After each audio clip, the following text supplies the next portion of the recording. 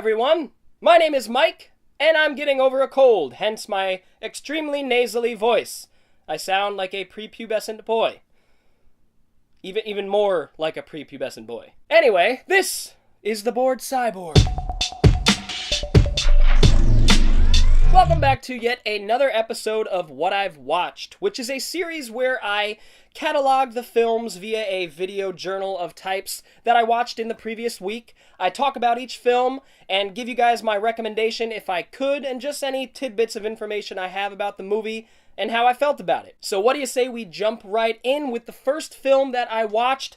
I did watch quite a few this week because I was sick for a couple days, so had a little extra time to watch some films. So the first one I checked out was a Whoopi Goldberg film from 1986, directed by Penny Marshall. That is Jumpin' Jack Flash. Now, this is a film that I've been wanting to see for quite some time. I picked this up on DVD. The Region 1 DVD is extremely out of print, so I went with the PAL and got it for like $5 shipped on eBay. So I went into this film thinking that that Whoopi Goldberg played a cop or a detective or something like that. I don't know what gave me that inclination. Maybe I got it mixed up with Fatal Beauty. I think I did, which is one I need to see as well. Jumpin' Jack Flash. This follows Whoopi Goldberg as a bank worker of some sort, and she gets into a dialogue via something akin to Instant Messenger, for those of you that remember AIM Instant Messenger, and she starts to get into this dialogue with this mysterious character, this mysterious guy named Jumpin' Jack Flash, or he calls himself Jumpin' Jack Flash after the Rolling Stones song. And the film basically plays out like a romance novel with some thriller aspects and some comedy. Of course, Whoopi's doing her thing, and she's always great. But I didn't know it was really a romance film at its core. It's about her falling in love, I guess, with this guy she never met. This secret agent, essentially, is what he is, and he's instructing her to do all these things so that he can get out of Dodge, and people are after him, and then people are after her. It's not a bad movie. It's average, middle of the road for me. I just was a bit disappointed because I thought it was going to be something else, and I just didn't buy the romance at all. You know, maybe in 86, this was a bigger deal, and I'm sure it was with, you know, an instant message sort of thing going on, and it just doesn't work as well today. Whoopi Goldberg is great, as usual, you know, but pretty forgettable Penny Marshall film. And yeah, it'll stay in the collection. I'll give it another whirl one day when now that I know what to expect. But yeah, Jumpin' Jack Flash, 1986 Penny Marshall film here, and not bad, just sort of average for me. The next film I watched is a film that no one has ever heard of, and that's Ghostbusters 2. This is the Blu-ray set here, mastered in 4K, that has Ghostbusters 1 and 2. Yeah, these are films that everybody knows. These are films that I grew up with personally, watched a billion times as a kid. I watched the second one even more than the first one when I was growing up. I'm not sure why. The second one is absolutely an inferior film. I still think it's a great film, but yeah, I watched the second one incessantly as a kid, and I'm pretty sure it had something to do with the river of slime and the goo and the ectoplasm all over the place, that weird pink, pale pink stuff. That really left an impression on me. Some of the scenes really scarred me as a kid. One of the scenes is where Oscar, the baby, Dana's baby, Sigourney Weaver's Dana's baby, goes out of the window on a high-rise building, and he's kind of crawling to the, along the sill. And then Vigos, I think his name is Vigos, he's in like this sort of carriage, and he swoops by and picks up Oscar and takes him away. Obviously, I guess I was closer to Oscar's age at the time when I was watching this in the 90s, so it really messed me up. The other scene is the slime coming out of the bathtub. That one made me look at bathtubs in a whole different way for many years to come, still to this day, really. And but yeah, the second film, I'm not going to talk about the plot. Everybody knows the plot. I love the film.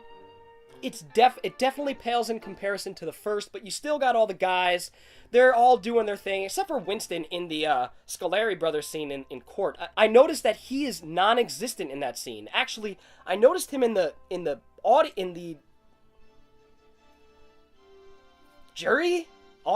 jury? I don't know. And he was just kind of sitting there hanging out. And then when shit was going down, the Scolari brothers are going crazy. He's nowhere to be seen. And I was like, that's f***ed up. And then the next scene, he's back. Anyway, just things you notice when you watch a film 100 times. But yeah, it's a great movie. I love the movie. I give it a solid 4 out of 5, where the original is a perfect 5. But I love this film. I wish, of course, like everybody else, we got a third film. But it looks like we finally are getting a third film with the original guys, all except for Harold Ramis. I love Ghostbusters 2, and I also watched Ghostbusters 1. I watched 2 and then 1, which is odd, but usually I do it the other way, which is the normal way. But I watched the first one again, and I watch it once a year, twice a year. It's a perfect film. Bill Murray, the chemistry between all of them is palpable. The film is lightning in a bottle. It's a story that doesn't really have too much of a meaning. It's just so much fun. And you could get deep meanings out of the plot, but man, some of the babble, some of the mumbo-jumbo babble towards the middle and the end of this film, where they're explaining who Gozer is and the Sumerian gods and the gatekeeper and the keymaster, it's just wonderful. My favorite scene is probably when Dana gets possessed and Bill Murray is, goes in and just does Bill Murray all over the place. It's just fantastic. What can I say about Ghostbusters that hasn't already been said? I love both films. I watch them both at least once a year, so Ghostbusters. And I can't f***ing wait for the new Ghostbusters. It's really hot in here. I'm sweating in places I didn't know I could sweat. The next film is a comedy. I sort of hit a comedy kick in the last few days here. It's a comedy from '91 that I picked up by Echo Bridge. Nope, Mill Creek. And it's Shakes the Clown. Directed by Bobcat Goldthwait. Directed and written by, and starring Bobcat Goldthwait in '91. So, Shakes the Clown. Shakes the Clown. It claims on the back that this is the Citizen Kane of alcoholic clown movies, and that it is. That it is. I don't mind Bobcat. I like his directorial stuff more than I like Police Academy, I guess, his character that he kind of plays. He's less Bobcat Goldthwait in this, and he's more Shakes the Clown, which is great, showing that he has some chops. But he's still got that voice, everybody knows the iconic voice. I don't know. Shakes the Clown is a dark, dark comedy that is about an alcoholic clown named Shakes, played by Bobcat Goldthwait, who is just going about his everyday business as a clown. Apparently in the city he lives in, there's a thriving clown business where all the clowns meet at a local bar, and the way that I look at it, it's like stand-up comedians, It's like analogous to stand-up comedians. They all go to this bar, they talk about their lives, and I don't know stand-up comedians' lives. It's just, that was the parallel I drew. But they go to this bar, they drink, they shoot the shit, they fail at picking up women, things like that. So, essentially the story follows, I forget the actor's name, but it's the guy who voiced SpongeBob. He plays the villain in this, the antagonist, and he does a pretty good job. Obviously, he's all in clown makeup and everything. He's not bad. He's a convincing evil clown guy, I guess. So the story basically follows him getting this new gig, the villain getting this new gig on a popular clown TV show or something, and Shakes wanted the job. The villain ends up killing somebody. Shakes gets blamed for it. And so he's on a mission to clear his name and get the girl. And it really is like it's sort of an action film at points. It has these weird little action set pieces with clowns. It's completely ridiculous. But I loved it. I really, really liked this film. I got down with the humor. There's some awkward moments, but I think that's what Bobcat Goldthwait kind of goes for. I think that's kind of his style, that dark satire, that dark humor, juxtaposing something really cheery and happy against just dreadful things. And that's what Shakes the Clown really is. But it is funny. Not all the jokes hit, but it is funny. You've got Adam Sandler in a really early bit role here, kind of more than a bit role. He plays one of Shakes' clown friends, and they actually they go on adventures together to try to find this clown and get his girl back. Anyway, great fun. Definitely recommend picking this up. Again, Mill Creek put this out for dirt cheap, hence why I got it. It was like $10 when it came out. I'm not sure what it's going for now, but pick it up. I could see this one going out of print at some point. So if you like Bobcat's films like Willow Creek and God Bless America, can't name any other right now, but yeah, his films, his directorial work and his writing work, I think is very good. So check out Shakes the Clown. God, my legs are just sweating profusely. So the next film I watched was actually a short film on YouTube called Arnold Escapes from Church. The reason I watched this was because I had no idea. Craig Bartlett directed and created Hey Arnold, which is right there. Right there. And so Craig Bartlett created Hey Arnold, the Nickelodeon show in the mid-90s that I grew up on and still love to this day. But I was unaware that he had a few short films starring Arnold in the 80s, late 80s, early 90s, in a claymation style. And so when I found this out, I was like, I gotta check these out. So I checked out Arnold Escapes from Church. And it's a very imaginative, crude sort of allegory. And I really dug it. It's like 3 minutes long, and it just follows Arnold daydreaming in church. And it sort of goes along with what the pastor is preaching. And it's really clever, really good claymation. I really dug it. And you could see, what's interesting is you could see how this character in this initial short film spawned a whole series, you know, hundreds of episodes, near 100 episodes, I think, somewhere around there. And so you could see Craig Bartlett created this character that just has so much potential. He doesn't utter a word in the short film, but his expressions and what's going on screen and in his head, it's wonderful. An overactive imagination, which is what's carried on into Hey Arnold, which is, you know, one of the reasons why I love it so much. But Arnold does look like Arnold. He's noticeable, you know, familiar, and he's got the football head, he's got the same hair, he's got similar clothes. And yeah, I had a great time with it. Check it out. It's 3 minutes long. It's on YouTube. I want to check out the other two as well. So that's Arnold Escapes from Church, and it's not Arnold Schwarzenegger. Get me out of here! I can't take it anymore! Get me out! It's so boring! So, the next film I watched is another rewatch. It's a film, again, I grew up with. I used to watch with my father quite a bit. He was a huge fan of this movie, and I am a huge fan of this movie as well. It's such an underrated action comedy from the late 80s, and that's called Midnight Run. And I am ashamed to say that I do not own this on Blu-ray, but I'm going to rectify that very soon because this movie's near perfect. I think this movie is a damn near perfect action comedy, buddy comedy movie, and it's a good twist on the buddy comedy. Anyway, it follows Robert De Niro and Charles Grodin. Robert De Niro plays Jack Walsh, who is a bounty hunter, an ex-Chicago cop. He's now a bounty hunter, and he's a curmudgeon. You know, he's a street guy, right? So he gets angered easily. He's not very... Sorry, there's a hair on the table. He's not very intelligent, but he's good at what he does. He's a good man at heart. And he lost everything because of something that happened in Chicago with a mobster. Now, I'm not going to go too much into the story because it really unfolds perfectly. The writers and director give you just enough information, you know, kind of padding the action and comedy, and just little nuggets of information to help flesh out these wonderful characters and really give depth to the story. Now, this is a film that came out in '88, the year I was born, directed by Martin Brest. Brest. And yes, Martin Brest is the same gentleman who did the classic gangster film Geely, or Giggly, or Jiggly, or whatever however the you want to pronounce it. And let me tell you, this is leagues beyond Geely. He also did some other films, and I can't name them off the top of my head. I'll probably put them up on the screen here. Midnight Run is so good. It's damn near perfect, honestly. It is paced perfectly. It's almost 2 hours. It's paced perfectly. The performances are fantastic. Grodin plays an ex-mob accountant, a high-level ex-mob, mob accountant, and he's neurotic, but also very clever. Or is he neurotic? He's very witty, very clever. He outsmarts Jack consistently and tries to, crack the nut of who Jack Walsh is and find out who he is and if he's a good man, and he is at heart. And he embezzles some money, and I'm not going to tell you why. It's unveiled during the story, revealed during the story. So it follows Jack flying out to New York to find this guy and bring him back to LA within a deadline, to his bail bondsman, who's played by Joey Pantoliano, or Joey Pants as people call him. And so the two of them play off each other so well. It's just, the chemistry is wonderful. So that's what the story is in a nutshell. Every character is memorable. You got Yaphet Kotto, and if you haven't seen Midnight Run, you have to check them out. Beware,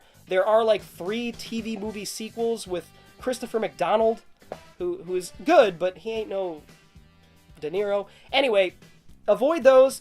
Check out Midnight Run, underrated late 80s action comedy classic. Classic. This is a 4.5 out of 5 for me. This is damn near perfect. Such a fun movie. Thank you, Father, for showing me this bad boy. So I continued on with my comedy kick, and this one's a fucking bizarre one. Real Men starring John Ritter and James Belushi, released by Kino on Blu-ray. Wow. So, I like both John Ritter and James Belushi. James Belushi's been in some films that I really love, like Retroactive, which I'm going to talk about one day. And John Ritter's in one of my favorite movies of all time, Stay Tuned. Such an underrated early 90s classic I grew up with. And so it's the two of them. They both have great chemistry together. And I don't even know how to describe what is happening in this story. I can, but it's so bizarre. Essentially, it follows... James Belushi's character, he works for the government, and he's some high-level secret agent guy, and you learn what he's all about as it goes along. And John Ritter plays this very meek and kind of weak, quiet, reserved, suburban dad, essentially. Just your standard, stereotypical suburban dad. And it's so hard to describe this film. So it follows them on a mission to essentially make a deal with extraterrestrials that the government has been in contact with for 7 years. Now, these are not like your standard hostile extraterrestrials. In fact, the people, everybody else in the story is hostile. There are Russians, there are other agents, things like that after both of the John Ritter and James Belushi's characters. But the aliens are working out a deal with the people of Earth to help save them from a cataclysmic event that's going to take place. And that's essentially the story in a nutshell. How John Ritter's character is involved, you gotta see the movie to really understand that. Shit, I have to see the movie again to really understand that. But yeah, Real Men, really weird comedy, surreal, bizarre, but it stays within its tone, and at a point you're just like, okay, let's just roll with it. Anything goes here. And some really weird things happen. I really did enjoy this. I recommend this. Real Men, if you like bizarre, surreal, late 80s comedies that nobody talks about, Real Men is one of them. I love how Kino releases these weird 80s comedies and 90s comedies. Yeah, this one's directed by Dennis Feldman, and he didn't do much else. A few other films, but I can't remember what they were off the top of my head. I did look it up. But yeah, Real Men, weird sci-fi comedy from 87. Check it out if you like that kind of thing. It's weird. Finally, the last film I watched was part of my Tim Burton set. 4-film Tim Burton Blu-ray set, which is great. I love all of these films except for this piece of shit. Charlie and the Chocolate Factory remake. The original is one of my favorites. Anyway, that's not what I watched. I rewatched another film from my childhood that I have so many fond memories of. I had so many nightmares inspired by this film, and that is Beetlejuice, starring Alec Baldwin and Gina Davis and Winona Ryder, and of course, Michael Keaton as Beetlejuice. I'm dying. I need some fucking water. Woo! So, Beetlejuice is another film that came out the year I was born in 1988, directed by Tim Burton. Not written by Tim Burton, but directed by Tim Burton. It was based on an original script by, I forgot their names, so I'm going to use the box here. It was based on an original script by Michael McDowell and Warren Scarron. And man, you don't see originality like this in cinema today. Or for the past 20 years. I'd have to really sit down and think about those stats, but that's just off the top of my head. This film is so creative, it's so different. It's really, on this rewatch, as a more sophisticated film watcher, I noticed that it's a complete deconstruction of the poltergeist house being haunted sort of film. And it's brilliant. Still to this day. And so it follows Alec Baldwin and Gina Davis's characters. Basically, they die in the beginning of the film. They own this beautiful home in, like, Connecticut, I think it is, or something like that. And, they've just set everything up in the house. It looks very, very old-fashioned, but beautiful and spacious, and they both love the home, and Alec Baldwin's character has been doing, like, a model of the town, because he has a perfect view, so he's doing, like, a small-scale model, and the introduction of these characters is fantastic, and then about 10 minutes in, they die.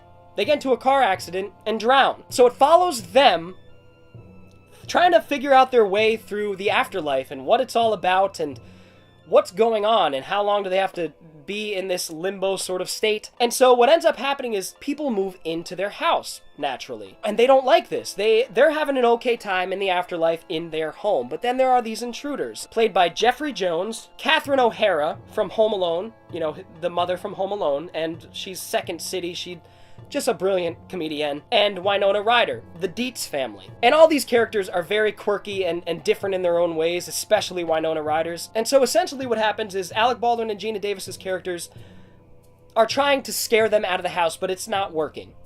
And they're trying to haunt them, but it's not working. So they hire Beetlejuice. He basically is this netherworld immortal demon who you could hire to help you scare people out of your house, or out of, the ghost's house. And so they do so, and this, unbelievably, Michael Keaton as Beetlejuice is only on screen for what seems like 15 minutes total. It's unbelievable. It's one of those Hannibal Lecter things or the Joker, Heath Ledger's the Joker, where they're not on screen for long, but holy shit do they make an impression. Michael Keaton is going all out crazy here. He's disgusting, he's hilarious, the timing is perfect, and he's just so over the top, and it's juxtaposed against a lot of very reserved characters. I love Beetlejuice so much. The scene, I literally was in tears. And I've seen the scene 100 times, but I was in tears at the where the whole family is being haunted with the help of Beetlejuice, and they all start singing the Harry Belafonte song, and Catherine O'Hara's, the way she busts into it is just brilliant. She is sort of the foundation of this scene, and only a group of extremely talented comedic actors could do this sort of scene. Their chemistry is perfect, the editing is perfect, Catherine O'Hara's like moving around and just perfect lip syncing.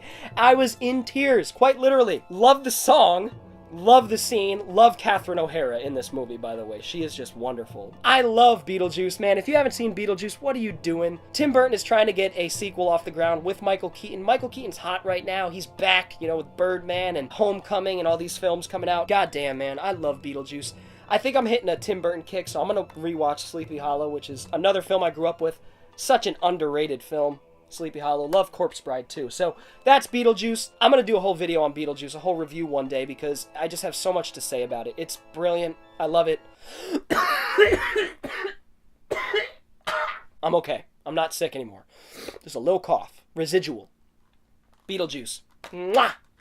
Love. So that is it for what I watched last week, guys. It was quite a bit. Thank you for hanging in there if you made it this far. If you've seen any of these films and have anything to say about any of these films, please leave it in the comments below. I'd love to get a dialogue going with some of these movies.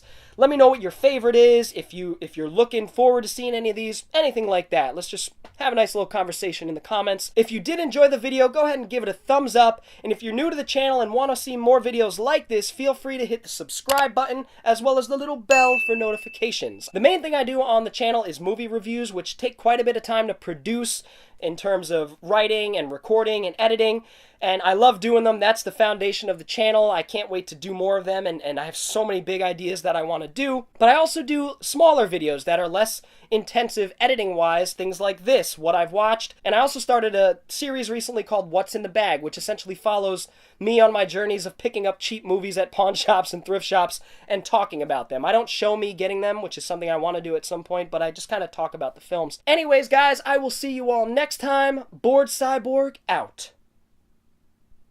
I'm gonna go rest now.